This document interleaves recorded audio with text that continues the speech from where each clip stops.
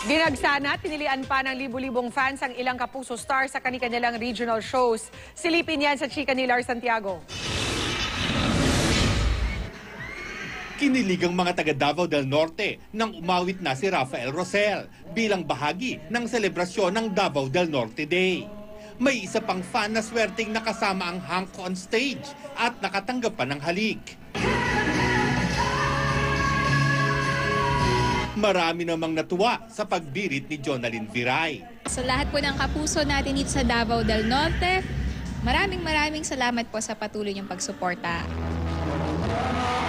Sa Lanao del Norte naman, libu-libong fans ang dumagsa. Makita lang sina Mark Bautista, Chris Bernal at Dion Ignacio sa kanilang Kapuso Night.